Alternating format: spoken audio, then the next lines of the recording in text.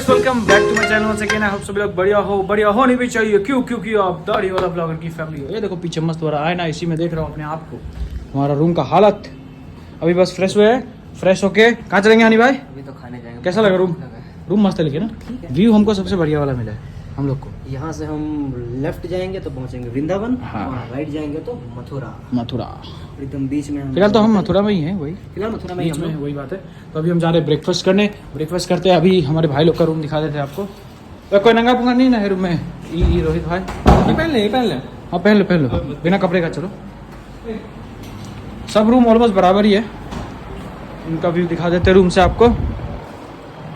कुछ नहीं है व्यू उनका, हमारा व्यू भयंकर। तो अभी हम चलते हैं खाना खाएंगे।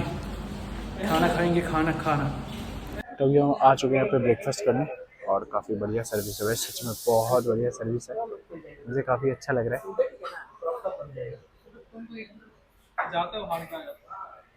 क्या हुआ? जाते हैं हार के आ जाते हैं। कहाँ से? क्रिकेट में ऐसा प्लेयर जाएगा तो हारेंगे सब, है कि नहीं? हाँ ऑफिसर टू ऐसा प्लेयर जाएंगे तो हारेगा कि नहीं? सही बात। हमारा ब्रेकफास्ट इडली और ये सांभर है ना भाई। तो ये हमारा ब्रेकफास्ट इडली और सांभर। अभी हम खाएंगे ब्रेकफास्ट। वहाँ पुलाव वगैरह सब कुछ है, नान वगैरह सब कुछ। थैंक यू भैया। अभी खाने का लुत्फ उठाते हैं क्योंकि बहुत ज़्यादा भूख लगा हुआ है सच में। 2 दिन से ठीक ठाक उतना तो हम लोग 2 दिन से उतना कुछ खाया नहीं है ना 2 दिन से। अभी खाएंगे थोड़ा बढ़िया फ्रेश एकदम। अब बारी आलू पराठा, मीठी दही और चाय की। मेरा पोहा बहुत ही बढ़िया लजीज ब्रेकफास्ट हो रहा है हमारा। मज़ा आ रहा है, बहुत मज़ा आ रहा है। तो हम दोनों भाई फुल तैयार एकदम। अभी हम जाएंगे किधर? अभी यहाँ से हम लोग जाएंगे पहले निधिवन जाएंगे, फिर निधिवन के बाद मोस्ट प्रोबेबली हम लोग यमुना घाट वगैरह पे थोड़ा बैठेंगे। हाँ घूमेंगे। फिर उसके बाद बांके बिहारी मंदिर और फिर उसके बाद प्रेम मंदिर है, इस्कॉन टेम्पल है। तो कई सारे मंदिर है यहाँ पे। कृष्ण जन्मभूमि है जैसे कि मैंने आपको पहले ही बताया। तो जोर से बोलो राधे राधे जय श्री कृष्ण। तो काफी अभी मतलब बाहर जाने के लिए मैं बहुत एक्साइटेड हूँ क्योंकि जो जगह मैंने रील्स वगैरह में देखी थी, मैं सोचता था कि मैं जाऊंगा कभी घूमने के लिए। वो सच में ये प्लान मेरा कैसे हुआ, हम कसम से बोले ना भाई तुमको, तो हम रील में देखते थे, पता है रील्स वगैरह में देखते। अचानक से एक दिन बोला ये कि भैया ये ट्रिप करते हैं, तो हम भी बोल दिए हाँ। तो हो गया। बात में ऐसे वही बोलते हैं ना, भगवान जब बुलाते हैं आपको तो आप किसी न किसी तरीके से उन तक पहुंच ही जाएंगे। तब ये फर्क नहीं पड़ता आपके पास पैसे हैं नहीं, आपकी क्या प्लानिंग चले क्या नहीं, वो आपका प्लान बना देंगे। तो वही है, हम लोगों ने पूरा एकदम कुर्ता पहना है, पीले कुर्ते, जीन्स। एक्चुअली मैंने व्हाइट पैंट ऑर्डर करी थी, व्हाइट जीन्स ऑर्डर करी थी मिंत्रा से, लेकिन वही नहीं। चप्पल सेम, हनी का भी वही है। कमेंट करके बताना कैसा लग रहा हो, सुंदर लग रहा हो या नहीं, ठीक है ये तो चलिए अभी बाहर निकलते हैं। बाकी लोग भी तैयार हो रहे हैं, बाहर निकलेंगे उसके बाद मिलेंगे। ये है मेरी वायरलेस माइक, इसका भी रिव्यू करेंगे बाद में कभी। हम पहले टेस्ट कर लेते हैं। आप क्वालिटी तो देख ही पा रहे हो, ऑडियो क्वालिटी कैसी है ना। इससे कनेक्ट होता है, ये रहा इसका ट्रांसमीटर है, जो भी है पता नहीं क्या है दोनों में से। वायरलेस माइक यही है, ग्रीनारो का। रिव्यू देंगे अच्छा से तब पता चलेगा आपको, ठीक है। यप, बोलो राधे राधे, कमेंट कर देना सब लोग राधे राधे। तब निकल गया अभी मथुरा टूर करने के लिए। कितना बजा है? 2:30 बज गया ना, घड़ी मेरे पास 2:30 बज गए। टोटो के लिए रुके हुए, भले ही हम लोग महंगे कपड़े में, लेकिन जाएंगे किसमें?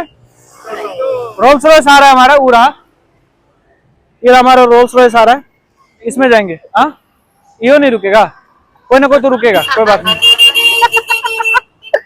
भयंकर ट्रोल हो रहा है, कोई बात नहीं। यह है वृंदावन की गलियां।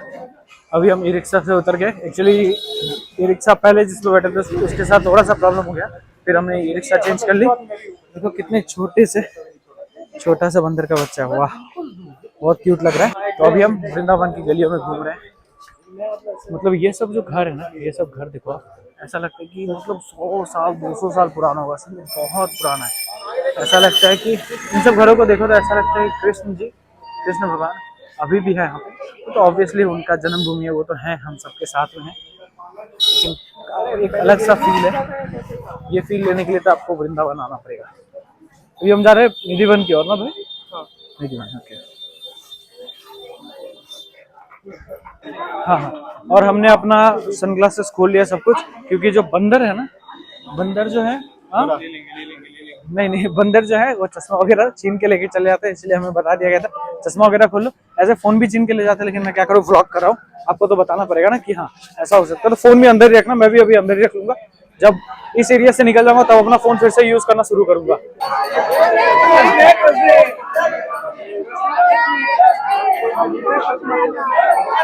यह है निधिवन का एंट्रेंस, और यहाँ पे फोन वगैरह सब छुपा के रखे हैं, क्योंकि बंदर कभी भी आपको फोन छीन के लेके जा सकते हैं।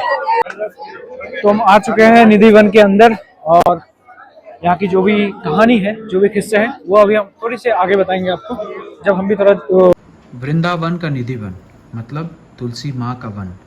वृंदा यानी कि तुलसी, वन यानी कि जंगल।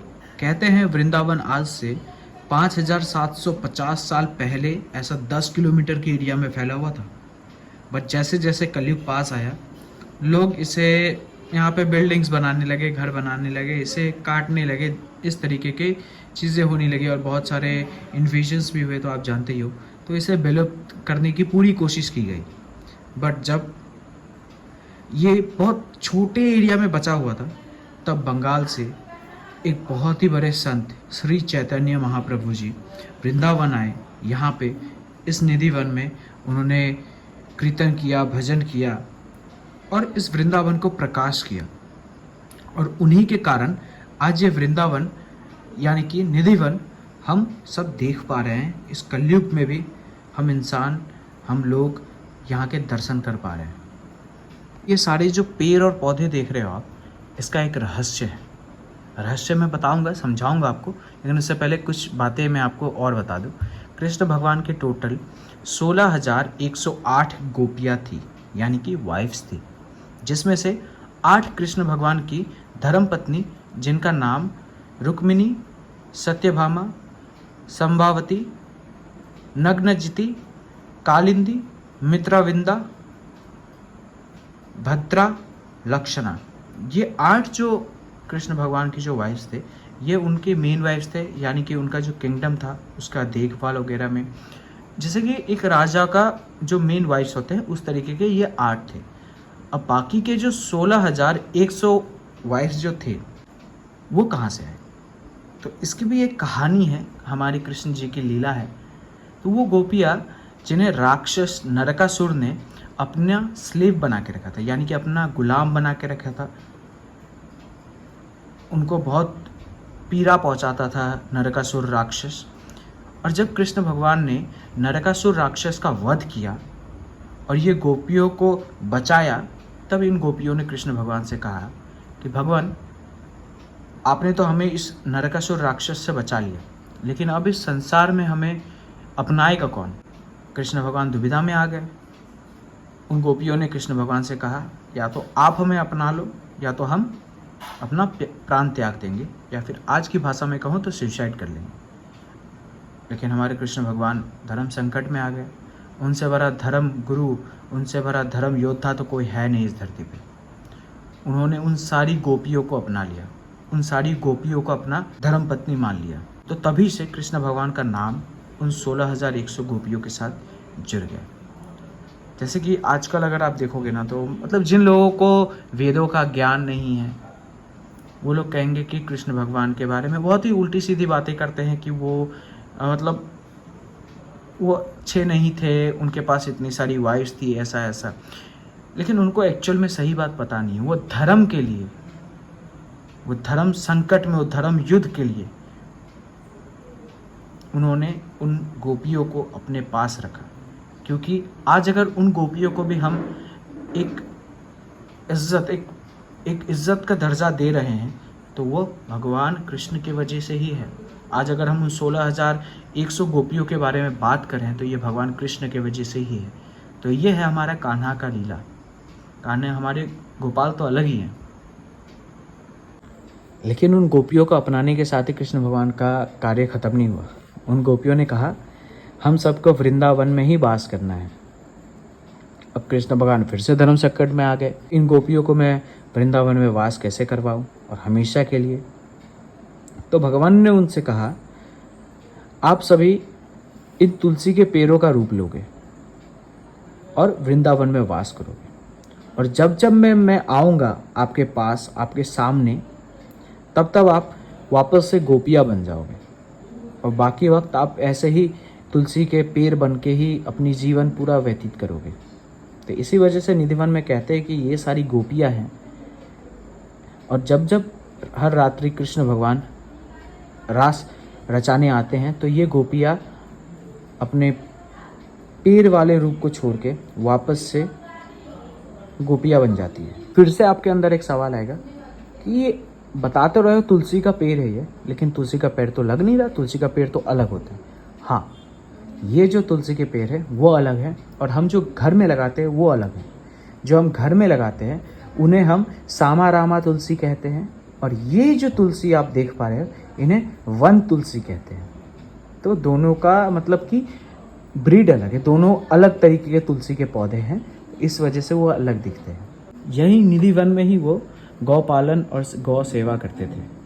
उनके पास 9 लाख गाय थे, उनके घर में 9 लाख गाय थे।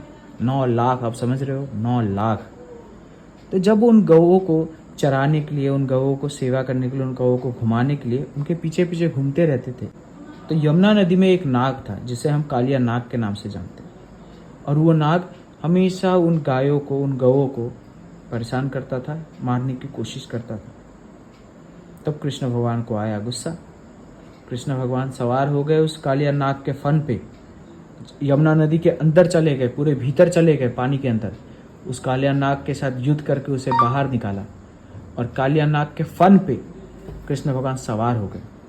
ये आप तस्वीर देख पा रहे हो, ये एक प्रेजेंटेशन है उस मोमेंट का जो लोगों ने बना रखा है। तो इसी तरह से कृष्ण भगवान कालिया नाग के शीश पे सवार हो गए और पूरे यूनिवर्स का, इस पूरे यूनिवर्स का, ब्रह्मांड का वजन जो है उसके फन पे डाल दिया और वो खून की उल्टी करने लगा। वो बहुत दर्द और पीड़ा में आ गया और कृष्ण भगवान से माफ़ी मांगने लगा। कृष्ण भगवान ने फिर भी उसे मारा नहीं। कृष्ण भगवान ने उसे ये कहा कि अपने जहर और अपनी शक्तियों का दुरुपयोग मत करो और यहाँ से कहीं दूर जाके वास करो। मेरे ब्रिजवासी, मेरे वृंदावन वासियों को परेशान मत करो। मैं चाहता तो था कि आप सबको भी निधि वन के अंदर का जो कृष्ण भगवान का मंदिर है उसका दर्शन कराओ, लेकिन नहीं करवा पाया, सॉरी, क्योंकि वहाँ पे कैमरा वगैरह कुछ भी अलाउड नहीं है और मैंने कैमरा निकाला था लेकिन मेरे को कैमरा बंद करना पड़ा। लेकिन वहाँ की मिट्टी, जैसे कि आप मैंने किसी को पता होगा, जैसे मैं तवांग गया था तो मैंने वहाँ से बुमला पास की मिट्टी जमा करी थी। मैं हर जगह की मिट्टी, जो भी मतलब इम्पोर्टेंट प्लेसेस है ना हमारे इंडिया में या फिर वर्ल्ड में, मैं जहाँ भी जाऊँगा वहाँ की मिट्टी जमा करने की कोशिश करूँगा। वैसे मैंने वहाँ की भी मिट्टी अभी जमा करी है, निधि वन की मिट्टी है ये, और मैं घर जाके इसको अच्छे से किसी एक शीशी में डाल के लिख के सालों साल में संभाल के रखूँगा। निधि वन आप एक बार आ सकते हो, यहाँ पे एक और मंदिर है, यहाँ पे देख सकते हैं। कैमरा में बंद करता हूँ। आप सोच रहे होगे कि अगर कृष्ण भगवान और सारी गोपियाँ या राधे माँ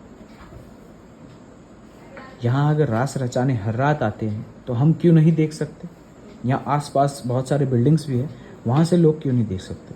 तो ऐसा नहीं है। हम 7 बजे की आरती के बाद कोई नहीं रुकता, ना कोई इंसान ना कोई जानवर। यहाँ पे बहुत सारे बंदर हैं, पंछी मिलेंगे आपको जो दिन के टाइम में यहाँ पे रहते हैं, बट शाम होते ही वो सारे इस वन से बहुत दूर चले जाते हैं।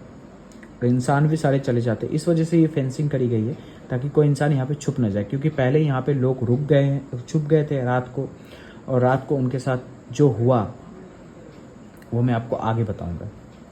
लेकिन जब यहाँ से लोग चले जाते हैं और आसपास की जितने भी आप घर, बिल्डिंग्स वगैरह देख रहे हो ना, सारे शाम होने के बाद कोई अपना ना खिड़की खोलता है, ना छत पे आता है, ना निधि वन की तरफ घूम के भी नहीं देखता। ऐसा कोई चीज़ नहीं करता कि वो परेशान करे किसी भी तरीके से, क्योंकि जिन लोगों ने भी ऐसा कोशिश किया है कि चलो मैं राधे माँ को देखूंगा, कृष्ण भगवान को देखूंगा, रास क्या होता है उस चीज़ के अंदर ताका झाकी करने की कोशिश करी, या किसी को भगवान के ऊपर भरोसा नहीं था कि ऐसा कुछ होता है, मैं सच दिखाऊंगा। बहुत लोगों ने कोशिश करी हमेशा से, वो जंगल में छुप गए, और जो वो छुपे हैं या तो वो सुबह तक मृत पाए गए, यानी कि मरे हुए पाए गए हैं, या तो सुबह तक वो पागल हो चुके थे। ना वो किसी को बताने लायक रहे, ना वो लिख के बताते कि हम क्या देखा मैंने, उस लायक नहीं रहे। उनका दिमागी संतुलन ही बिगड़ गया कि वो किसी को कुछ बता पाए। तो कुछ कुछ जगह होती है, उसकी शक्तियाँ होती है, उनके साथ खिलवाड़ नहीं किया जाता। बस आप सुनो, समझो, बस उतना ही है। अपनी आस्था रखो, और जिसने भी कोशिश की है ऐसा करने की, उनके साथ कुछ बुरा ही हुआ है। और जो भी लोग ऐसे कोशिश करके यहाँ पे मृत पाए गए थे, यानी कि यहाँ पे गुजर गए थे, तो उनकी समाधि यहीं पे बना दी गई है, ताकि पुराने जो संत थे वो चाहते थे कि चलो उन्हें वृंदावन वास करवाएं। वो अब जीते जी तो नहीं कर पाए, लेकिन मृत्यु के बाद ही उनकी समाधि यहाँ पे बना दी और ये वृंदावन वास कर रहे हैं। उनके लिए समाधि वगैरह यहाँ पे बना दी गई। तो ये थे कुछ वृंदावन के यानी कि निधिवन के कुछ रहस्य, कुछ कहानियाँ, कुछ किस्से जो हम सभी को जानना चाहिए। और भी बहुत सारे किस्से हैं जो मैं कभी अपने शॉर्ट्स पे डाल के आपको एक छोटी छोटी स्टोरी कर करके आपको सुनाऊंगा। तो वो भी आएगा काफ़ी, तो मेरे चैनल पे बने रहिए, ठीक है। तो अभी वीडियोस तो अभी काफ़ी आते रहेंगे। तो ये कुछ फैक्ट्स थे जो मैंने आपको बताया है। अभी वीडियोस काफ़ी, वृंदावन अभी बहुत सारी जगह बाकी है, तो बने रहो, मज़ा आ रहा है काफ़ी, है ना, नई नई चीज़ें, अच्छी अच्छी चीज़ें जान के।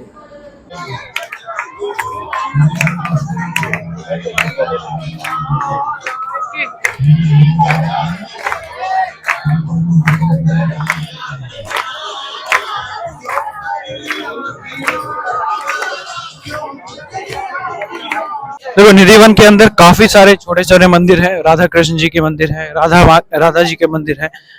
तो आप जब अंदर आओगे तो आपके काफी सारे मंदिरों के दर्शन करने मिलेंगे। अंदर कैमरा से अलाउड नहीं, इसलिए मैं कैमरा यूज नहीं कर रहा हूँ। यहाँ पे भी कैमरा अलाउड नहीं है, और बंदरों से थोड़ा सावधान रहना पड़ता है, वरना आपका फोन छीन के बंदर भाग जाएंगे। ये रहे बंदर, देखो। तो मैं फिर से फोन, अच्छा ये एग्जिट पॉइंट पहुंच गए हम लोग। आते वक्त हमने वहां से वो सामने से हमने एंट्री करी थी। पूरा ये निधिवन का एक चक्कर लगा के, पूरा निधिवन है, यहाँ से पूरा एक चक्कर लगा के हम लोग घूम के ऐसे यहाँ से वापस एग्जिट ले रहे हैं अपना। भाई